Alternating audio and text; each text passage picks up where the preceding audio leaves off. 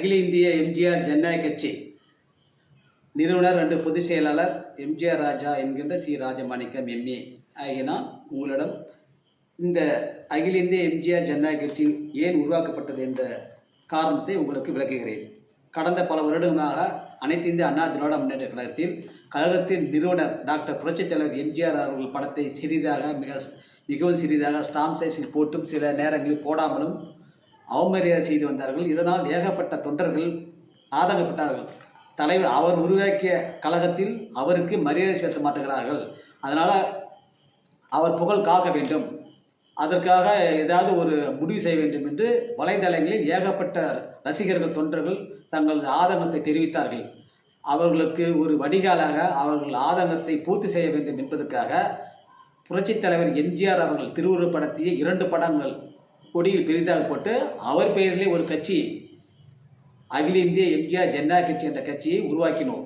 இது தொண்டர்களின் விருப்பத்தின் பேரில் அவர் பெயர் புகழ் அனைத்து இந்திய அண்ணா திமுக கழகத்தில் மறைக்கப்படுவதாக ஆதங்கப்பட்டதன் விளைவாக அவர் புகழ் காக்கவும் வளர்க்கவும் அவரது வழியில் மக்கள் சேவை செய்யவும் உருவாக்கப்பட்டது தான் அகில இந்திய எம்ஜிஆர் ஜனநாயக கட்சி. இது 1924ஆம் ஆண்டு பிப்ரவரி 24ஆம் தேதி தொடக்கப்பட்டது. இப்பொழுது 2026 தேர்தல் நேரம் என்பதால் திமுக ஆட்சியை வீழ்த்த வேண்டும், புரட்சித் தலைவர் தீய சக்தி என்று சொன்ன திமுக ஆட்சியை வீழ்த்த வேண்டும் என்ற தப்பா சொல்லிட்டீங்க. 2024 இல்லை, இப்போ 2026 தேர்தல். இப்போ இந்த 2026 தேர்தலில் புரட்சித் தலைவர் அவர்கள் சொன்ன தீய சக்தி திமுக ஆட்சி மீண்டும் வரவிடாமல் தடுக்க வேண்டும் என்பதற்காக நாங்கள் கடந்த 27/1/2026 திரு எடப்பாடி முன்னாள் முதல்வர் திரு எடப்பாடி பழனிசாமி அவர்களுக்கு ஒரு கடிதம் அனுப்பினோம் அகில இந்திய எம்ஜிஆர் ஜனநாயக கட்சி சார்பாக. அதாவது 2021 தேர்தலில் இருந்த ஒருங்கிணைந்த அதிமுகவை உருவாக்குங்கள், அப்போது இருந்தவர்களை அனைவரையும் ஒன்று சேர்த்து ஒருங்கிணைந்த அதிமுகவை உருவாக்கினால் நாங்களும் உங்களோடு இணைந்து திமுகவை எதிர்க்கலாம், புரட்சித் தலைவர் ஓட்டு வங்கி உடையாமல் பாதுகாத்தாலே இந்த 2026 தேர்தலில் திமுக எளிதில் வீழ்த்தலாம் என்று அவர்களுக்கு ஒரு இறுதி வாய்ப்பு என்ற ஒரு கடிதத்தை அனுப்பினோம். திரு எடப்பாடி பழனிசாமி அனுப்பினோம். ஆனால் அதில் நாங்கள் 3 கோரிக்கைகள் வைத்தோம். ஒன்று, 2021 தேர்தலில் சந்தித்த போது இருந்த ஒருங்கிணைந்த அண்ணா திமுக உருவாக்க வேண்டும், அப்போது இருந்த அனைவரையும் கட்சியில் சேர்க்க வேண்டும், சேர்த்தால் ஒருங்கிணைந்த அண்ணா திமுக உருவாகும், அப்படி உருவானால் நாங்கள் உங்களிடம் இணைந்து இந்த தேர்தலில் உங்களுக்கு ஆதரவு கொடுக்கிறோம், புரட்சித் தலைவர் ஓட்டு வங்கி காப்பாற்றப்படும், திமுக வீழ்த்தப்படும் அப்படின்னு முதல் கோரிக்கை வைத்தோம். 2வது கோரிக்கை, புரட்சித் தலைவர் அவர்கள் உயிர்நாடி கழக விதியான சாதாரண தொண்டனும் பொதுச் செயலாளர் பதவிக்கு போட்டியிடலாம் என்ற விதியை கடந்த 2022 தேர்தலில் கடந்த 2022 பொதுக்குழுவில் திரு எடப்பாடி பழனிசாமி அவர்கள் நீக்கப்பட்டது. அதை மீண்டும் ரத்து செய்து புரட்சித் தலைவர் உருவாக்கிய சாதாரண தொண்டனும் பொதுச் செயலாளர் பதவிக்கு போட்டியிடலாம் என்ற உரிமையை மீண்டும் கொண்டு வர வேண்டும். அனைத்து இந்திய அண்ணா திராவிட முன்னேற்ற கழகத்தில் கட்சியின் நிறுவனர் டாக்டர் எம்ஜிஆர் அவர்களின் படத்தை பெரிதாக போட்டு அவருக்கு முக்கியத்துவம் தர வேண்டும். இந்த 3 கோரிக்கைகளையும் நீங்கள் செய்தால் நாங்கள் உங்களோடு இணைந்து இந்த 2026 சட்டமன்ற தேர்தலில் இணைந்து செயல்படுவோம் என்று அவருக்கு இறுதி வாய்ப்பு கடிதமாக 2026 ஜனவரி 27 இந்த கடிதம் அனுப்பினோம். ஆனால் திரு எடப்பாடி பழனிசாமி அவர்கள் இதை ஏற்கவில்லை, அதன்படி செயல்படவில்லை. அதனால் நாங்கள் புரட்சித் தலைவர் எம்ஜிஆர் அவர்கள் ஓட்டு வங்கி வேறு கட்சிகளில் சென்று விடாமல் தடுக்க நாங்கள் இந்த 2026 தேர்தலில் களத்தில் ஈடுபடுகின்றோம். இதன் மூலம் தமிழகம் முழுவதும் புரட்சித் தலைவரின் விசுவாசிகள் தொண்டர்கள் எத்தனை பேர் இருக்கிறார் என்பதை நாங்கள் கணக்கெடுப்பு நடத்த விரும்புகிறோம். இதன் மூலம் புரட்சித் தலைவரின் தீவிர விசுவாசிகள் எவ்வளவு பேர் என்பது தெரிந்துவிடும். அதனால்தான் நாங்கள் இந்த தேர்தலில் போட்டியிட வேண்டிய சூழ்நிலை உண்டாயிற்று. நாங்கள் ஒற்றுமைக்கு முயற்சி செய்தோம், அந்த ஒற்றுமை எங்கள் கோரிக்கை ஏற்கப்படவில்லை. அதனால் புரட்சித் தலைவர் ஓட்டு வங்கியை காப்பாற்றுவதற்காக இந்த 2026 தேர்தலில் நாங்கள் களத்தில் ஈடுபடுகிறோம். ஒருங்கிணைந்த அதிமுகனா வந்து 2021 இருந்து டிடி தினகரன் சசிகலா இல்லாத ஒருங்கிணைந்த திமுக. அதான் 2021 இருந்த ஒருங்கிணைந்த அண்ணா திமுகனா என்ன? அது அதாவது டிடி தினகரன் சசிகலா இல்லாத ஒருங்கிணைந்த அதிமுக. ஆமாம், இல்லாத அதிமுக தான் 2021 தேர்தலில் சந்தித்தது. அந்த 2021 இருந்த ஒருங்கிணைந்த அதிமுக தான் உருவாக்க வேண்டும் என்று நாங்கள் கோரிக்கை வைத்தோம். அது ஏற்கப்படவில்லை. அப்புறம் புரட்சித் தலைவர் படத்துக்கு தான் கட்சியில் முக்கியத்துவம் கொடுக்கணும், விளம்பரத்தில் அவர் தான் முக்கியத்துவம் கொடுக்கணும் அப்படின்னு சொன்னோம். அதுவும் ஏற்கப்படவில்லை. புரட்சித் தலைவர் கொண்டு வந்த பைலா விதிப்படி சாதாரண தொண்டனும் போட்டியிடலாம் என்ற உரிமையை ரத்து செய்து விட்டார்கள். அதையும் அவர்கள் நீக்கவில்லை. இந்த 3 கூறியும் ஏற்காததால் நாங்கள் புரட்சித் தலைவர் ஓட்டு வங்கி வேறு கட்சிக்கு செல்ல விடாமல் நாங்கள் பாதுகாக்கிறதுக்காக இந்த தேர்தலில் போட்டியிடுகிறோம். இப்போ வந்து அதான் பைலாப்படி எடப்பாடி பழனிசாமி அவர்கள் பொதுச் செயலாளராக தேர்வு செய்யப்பட்டுள்ளார். அவர் வந்து பொதுக்குழு செயற்குழு மூலமாக தான் தேர்வு செய்யப்பட்டுள்ளார். அடிப்படை தொண்டர் ஓட்டு கூட தேர்வு செய்யப்படலை. அதுதான் உங்களுடைய கோரிக்கை அதானே? அது அது அதுக்கு நாங்கள் வரல, அந்த சப்ஜெக்ட்டுக்கு நாங்கள் வரல. இப்போ வந்து ஒருங்கிணைந்த அதிமுக அந்த 2021 இருந்தவங்க எல்லாத்தையும் ஒன்று சேருன்னு சொன்னோம். அதான் அது சேர்க்க முடியல, அது சேர்க்கல. அது எல்லாத்தையும் 2021 ஓபிஎஸ் உள்ள இருந்தார், டிடி வெளியே இருந்தார். 26 வந்து ஓபிஎஸ் வெளியே போயிட்டார், தினகரன் உள்ள வந்திருக்கார். ஆனால் நீங்கள் வந்து ஓபிஎஸ் தான் உள்ளே இருக்க வேண்டும் என்று விரும்பினீங்க. அதான் 2021 இருந்து அப்படியே எல்லாரும் இருக்கணும், ஒருங்கிணைந்த இருக்கணும் விரும்பினீங்க. அடுத்து வந்து கட்சி நிகழ்ச்சியிலும் சரி, இந்த மாதிரி ஒரு அஃபீஷியலாக வந்து எம்ஜிஆர் படத்தை தான் முன்னிறுத்தி நீங்கள் அரசியல் செய்யணும்னு சொல்லிட்டு ஒரு கோரிக்கை வச்சிங்க. அந்த கோரிக்கையும் ஏற்றுக்கொள்ளப்படலை. புரட்சித் தலைவர் ஆட்சி தான் சொன்னோம், அதை பற்றி சொல்லல. அந்த பைலா என்பது எனக்கு கொஞ்சம் புரியல. பைலால வந்து பொதுச் செயலாளர் பதவிக்கு சாதாரண தொண்டனும் போட்டியிடலாம்னு இருந்து போட்டியிடலாம். இப்போ என்ன பண்ணிட்டாங்க, அதை திருத்திட்டாங்க. அதாவது சாதாரண தொண்டன் போட்டியிட முடியாது. ஒருத்தர் நிற்கிறாருன்னா அவரை 10 மாவட்ட செயலாளர் முன்மொழியணும், 10 மாவட்ட செயலாளர் வழிமொழியணும். அந்த நிற்கிறவர் வந்து தலைமை கழகத்தில் 5 வருஷம் தலைமை கழக பதவியில் இருக்கணும். அவங்க தான் இந்த பொதுச் செயலாளர் பதவிக்கு போட்டியிட முடியும், தகுதியானவர். நம்ம தகுதியானவர் போட்டியிட முடியும்னு சொல்லிட்டு மாற்றிட்டாங்க. அதை கேன்சல் பண்ணிட்டு பழையபடியே சாதாரண தொண்டனும் போட்டியிடலாம் அப்படிங்கிறத கொண்டு வரணும். சாதாரண தொண்டனும் போட்டியிடும் போது யாரெல்லாம் ஓட்டு போடலாம்? அதான் சாதாரண தொண்டன் போட்டியிடும் கட்சியில் எல்லாரும் ஓட்டு போடணும். ஓட்டு போடுறதெல்லாம் ஒன்று தான். நிற்கிற தகுதியை மாற்றிட்டார். மாற்றிருக்காரு. தகுதி 5 வருஷம் வந்து கட்சி அனுபவம் உள்ள சாலி தான் பொதுச் செயலாளரா? இல்லை அப்படி இல்லை. அந்த தேர்தல் நிற்கிறதுக்கு என்ன தகுதினா, முதல்ல வந்து சாதாரண தொண்டன் நிற்கலாம். அவன் தொண்டன்னா அவனை 10 உறுப்பினர் முன்மொழிஞ்சு 10 உறுப்பினர் வழிமொழிஞ்சா போதும், அவன் நிற்கலாம். இப்போ என்ன பண்ணிட்டாங்க, அந்த நிற்கிற ஆளுக்கு 10 மாவட்ட செயலாளர் முன்மொழியணும், 10 மாவட்ட செயலாளர் வழிமொழியணும். அவர் வந்து ஏற்கனவே 5 வருஷம் தலைமை கழகத்தில் பதவியில் இருந்திருக்கணும், அவர் தான் நிற்கணும். அப்படின்னு கொண்டு தொண்டை நிற்க முடியாது. அங்கே நிற்க முடியாது. பெரிய ஆள், பெரிய ஆள் தான் நிற்க முடியும். அப்படிங்கும்போது இது வந்து ஜனநாயக கட்சி மாதிரியே இல்லை. அவர் வந்து 100% ஜனநாயகத்தை கொண்டு வந்தார் புரட்சி தலைவர். இது வந்து ஜனநாயகத்தை இது பண்ணுற மாதிரி இருந்தது. அதனால தான் புரட்சி தலைவர் கொண்டு வந்த அந்த தொண்டனுக்கு அளித்த உரிமையை மீண்டும் கொண்டு வர வேண்டும் கேட்கலாம். இதான் உங்க கோரிக்கை. ஆனால் நீங்கள் முன்வைத்த கோரிக்கையை ஜெயலலிதா அம்மையா ஏற்றுக்கிட்டாங்க, ஆனால் எடப்பாடி ஏற்றுக்கல. இல்லை, அவங்க இந்த பைலாவை அவங்க இந்த வரை திருத்தவே இல்லை. அம்மா இருக்கிற வரையும் திருத்தலை, இவங்க தான் திருத்திருக்காங்க. அது செய்யக்கூடாதுன்னு சொல்கிறோம். இதுதான் உங்கள் கோரிக்கை. ஆமாம். இப்போ தேர்தல் சந்திக்க போகிறோம். நாங்கள் 230 தொகுதியிலும் போட்டியிட போகிறீங்க. ஆமாம். எங்களுக்கு எவ்வளோ வேட்பாளர்கள் வராங்களோ அவ்வளோ மேக்ஸிமம் எவ்வளோ நிற்க போகும்.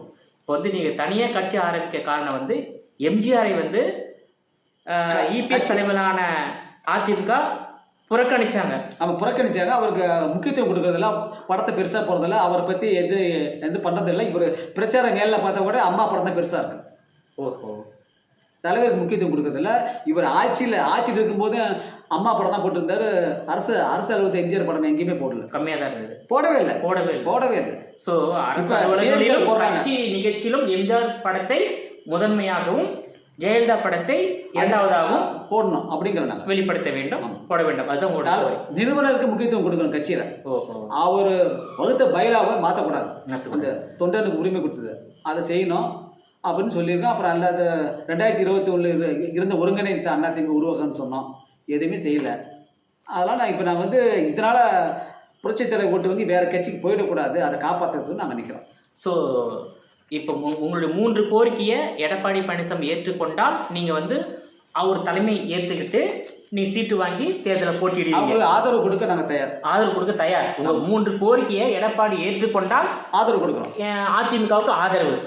உங்கள் கோரிக்கையை எடப்பாடி ஏற்றுக்கொள்ளவில்லை என்றால் நீங்கள் வந்து தனி தேர்தல் சந்திக்க போறீங்க. எடப்பாடி எதிர்த்து தேர்தல் சந்திக்க போறீங்க. எடப்பாடி ஏற்று இல்லை, தேர்தல் நாங்கள் சந்திக்கிறோம். எல்லாத்தையும் ஏற்று தான் நிற்கிறோம். அப்புறம் ஆமாம், இப்போ எடப்பாடி பழனிசாமி தலைமையிலான வேட்பாளர் நிற்கக்கூடிய தொகுதியில் நீங்கள் நின்னா நீங்கள் அவர் அந்த வேட்பாளர் எதிர்த்து நிற்க தானே அர்த்தம். ஏற்று நிற்கிறோம். எல்லாத்தையும் ஏற்று நாங்கள் நிற்கிறோம். ஏன்னா அவர் ஓட்டு வங்கி காப்ப வேறு கட்சி போகக்கூடாது. அந்த ஓட்டில் நாங்கள் எம்ஜிஆர் வாக்குகளையும் அவருடைய ஆதரவாளர்கள் வாக்குகளையும் நீங்கள் வாங்குவதற்காக தக்க வைத்துக் கொள்வதற்காக எம்ஜிஆர் வாக்குகள் மற்ற கட்சிகளுக்கு சென்றுவிடக் கூடாது என்பதற்காக அகில இந்திய எம்ஜிஆர் ஜனநாயக கட்சி தொடங்கி இருக்கீங்க. இந்த தேர்தலில் போட்டியிடுது. நாங்கள் தேர்தல் அறிக்கையை வெளியிட்டிருக்கீங்க 230 தொகுதியிலும் நீங்கள் போட்டியிட போறீங்க. அதுக்கான மேக்ஸிமம் எவ்வளோ தொகுதி அவ்வளோ போட்டியிடும். ஓகே, இப்போ ஆளுகின்ற திமுக அரசாங்கத்தை பற்றி கருத்து. அது திமுக அரசு அராஜக ஆட்சின்னு மக்கள் முடிவு பண்ணிட்டாங்க. அது வந்து மக்கள் விரும்பாத ஆட்சி, எதிர்ப்பு அதிகம். அதனால் அது அடுத்த முறை வருவதற்கு சான்ஸ் குறைவு தான். என்னதான் கூட்டணி பலமாக இருந்தாலும் மக்கள் ஓட்டு போட்டால் தானே முடியும். கூட்டணி பலம்னு சொல்லிட்டா மட்டும் மக்கள் ஓட்டு போட்டால் தான் ஜெயிக்க முடியும். அதனால் கூட்டணி பலத்தை வச்சு அவங்க ஜெயிப்பாங்கலாம் சொல்ல முடியாது. ஸோ தொடர்ந்து இரண்டாவது முறையாக திமுக வெற்றி பெற வாய்ப்பு இல்லை. அப்புறம் மக்கள் எடப்பாடிக்கு வாய்ப்பு இருக்குது. அது மக்கள் தான் முடிவு செய்யணும். அதை எடப்பாடிக்கு வாய்ப்பு இருக்குது. அதாவது உங்கள் கோரிக்கை ஏற்றுக்கொண்டால் எடப்பாடிக்கு வாய்ப்பு இருக்குது. கோரிக்கை ஏற்றுக்கொண்டு எல்லாம் ஒத்துமையாக செயல்பட்டால் வாய்ப்பு உண்டு. ஸோ திமுக எந்த விதத்திலும் ஜெயிக்க வாய்ப்பு இல்லை. திமுக சான்ஸ் கம்மி. தாவேகாவுக்கு வாய்ப்பு இல்லை. வாய்ப்பு இல்லை. நாம் தமிழர் வச்சு வாய்ப்பு இல்லை. வாய்ப்பு வந்து இப்போது எடப்பாடி தான் வாய்ப்பு இருக்குது. அது ஒத்துமை இன்னும் எல்லாத்தையும் ஒத்துமைப்படுத்தி சேர்த்தா வாய்ப்பு இருக்குது. அவர் உங்களை சேர்த்துக்கொண்டால் வாய்ப்புகள்னு சொல்ல இன்னும் யாராவது வராங்களோ எல்லாத்தையும் சேர்த்து ஒத்துமையாக செயல்படணும். ஒற்றுமையாக ஒன்றுபட்டால் ஒன்று வாழ்வு மாதிரி எல்லாம் ஒற்றுமையாக இருந்தால் ஜெயிக்கலாம். இப்போ ஓபிஎஸ் தீவிர இணைந்து விட்டாரு. அவர் போனது போட்டோம். அதெல்லாம் போனவங்களை பற்றி வேண்டியதில்லை. இனிமேல் கட்சி சேருன்னு சொல்கிறாங்க. அவங்க எல்லாத்தையும் சேர்த்து ஒருங்கிணைந்த அண்ணாதிமுக செயல்படும். ஓபிஎஸ் வந்து திமுக இணைந்ததால் திமுகவுக்கு பலமும் கிடையாது, அண்ணா திமுக பலவீனம் கிடையாது. அவருக்கு மட்டும் லாபம், அவ்வளோதான். அவர் லாபம்னா அவர் போட்டியிடக்கூடிய தொகுதி ஜெயிப்பாரா? ஜெயிக்கிறது கஷ்டம், ஜெயிக்க முடியாது. ஏது கஷ்டம்? அவருடைய அந்த அவர் காப்பாற்றி அவ்வளோதான். ஜெயிக்கிறது கஷ்டம். அவரெல்லாம் ஓட்டு போட மாட்டான் மக்கள். ஓகே, இன்னொரு கேள்வி. இப்போ உங்கள் அகில இந்திய எம்ஜிஆர் ஜனநாயக கட்சியை இபிஎஸ் சேர்த்து கொள்ளவில்லை என்றால் இபிஎஸ் ஜெயிப்பாரா? அதான் மக்கள் தான் முடிவு செய்வாங்க. மக்கள் கையில் தான் இருக்குது. நம்ம நீங்கள் இபிஎஸ் ஜெயிப்பதை விரும்புகிறீங்களா, ஏற்றுக்கிறீங்களா, சப்போர்ட் பண்ணுறீங்களா? இல்லை, எங்களோட கோரிக்கை ஏற்றுக்கிட்டா அவங்க சப்போர்ட் பண்ணுறேன்னு சொல்கிறான். அதாவது உங்கள் கோரிக்கை ஏற்றுக்கிட்டா நீ சப்போர்ட் பண்ணுறீங்க. ஆமாம், உங்கள் கோரிக்கை ஏற்றுக்கல சப்போர்ட் பண்ணலை. ஆனால் இபிஎஸ் வெற்றி பெற வேண்டும் என்ற எண்ணம் உங்களுக்கு இருக்கின்றதா? திமுக வரக்கூடாதுன்னா அப்புறம் அவங்க தான் வரணும். ஸோ திமுகவை அதிமுக வீழ்த்த வேண்டும். ஆமாம், திமுக வீழ்த்தணும். ஆனால் உங்கள் கட்சியை சேர்த்துக்கிட்டா அமோக வெற்றி. இன்னும் கூடுதல் போகலாம். உங்கள் கட்சி சேர்த்துக்கலனாக்கா நீ சொன்ன மாதிரி அந்த தொங்கு சட்டம் கூட வரலாம். தொங்கு சட்டமன்றம் வந்தால் கூட அதிமுக ஜெயிக்கணும் உங்களுடைய எண்ணம். திமுக வீழ்த்தப்பட வேண்டியதான் மெயின் எங்களுக்கு. அது வந்து அதிமுகவால் நடைபெற வேண்டும். ஆமாம், திமுக வீழ்த்தப்பட வேண்டும். அண்ணா திமுக ஒருங்கிணைந்து செயல்படும், எல்லாத்தையும் சேர்த்து ஒற்றுமை. ஓ, அதான்.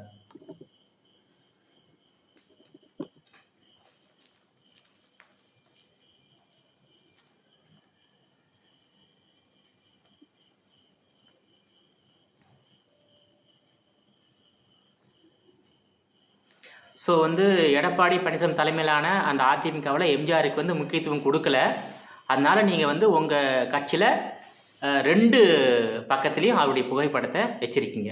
ஸோ எம்ஜிஆருக்கு முக்கியத்துவம் கொடுப்பதை இது மூலமாக கொடுக்குறீங்க. உண்மையான எம்ஜிஆர் விசுவாசிகள் நீங்கள் தான். எங்களுக்கு ஆதரவு கொடுக்க ஆதரவு கேட்குறீங்க. தீவிரமான விசுவாசிகள் ஓட்டில் 10% மேலே இருக்காங்க.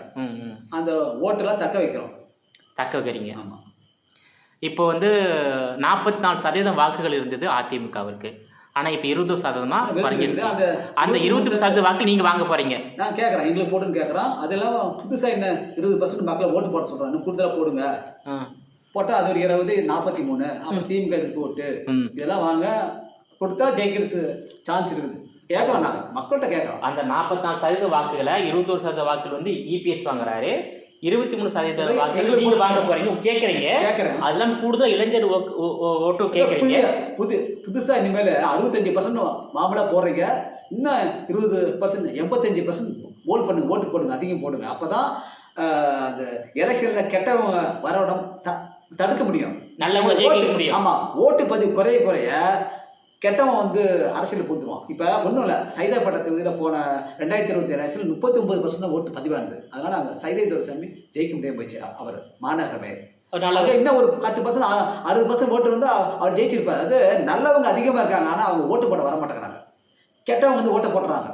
ஏன்னா அவங்க கெட்டவங்க ஜெயிச்சிடறாங்க. அவங்க இது அவங்களுக்கு தொழில் இல்லை, ஜெயிச்சா அவங்க கட்ட பஞ்சாயத்து பண்ணிட்டு நல்லா ஆட்சி பண்ணலன்னு அவங்க வந்து ஓட்டை தவறாக போடுறாங்க. ஆனால் நல்லவங்க வந்து ஓட்டு போடுறதுக்கு சோம்பேறித்தனப்பட்டு படுத்துக்கிறாங்க. அதனால கெட்டவங்க உள்ள வந்துடுறாங்க அரசியலில். அதனால தான் நல்லவங்க வந்து நல்லவங்க வரணும், நல்லாட்சி வரணும்னா எல்லாரும் ஓட்டு போடணும். வாக்கு சதவீதம் உயர வேண்டும். உயர்ந்தாதான் 90% கெட்டவர்கள தடுக்க முடியும். அட்லீஸ்ட் 90% வாக்காவது பதிவாக வேண்டும். பதிவான நல்லவர்கள் வெற்றி பெறுவார்கள், கெட்டவர்கள் தோல்வி தழுவார்கள். குறைவான வாக்கு சதவீதம் பதிவானால் நல்லவர்கள் தோல்வி தழுவார்கள், கெட்டவர்கள் வெற்றி பெறுவார்கள். கெட்டவர்கள் ஆட்சினா நல்லாட்சி இருக்காது. நல்லாட்சி அமையாது. மக்கள் நிம்மதியாக ஆட்சி நல்லாட்சி வேணும்னா ஓட்டு % அதிகமாகும். போலிங். திமுக ஆட்சி நல்ல ஆட்சி இல்லை. இல்லை, திமுக ஆட்சி வீழ்த்தப்பட வேண்டிய ஆட்சி. நம்ம வீழ்த்தப்பட வேண்டிய ஆட்சி.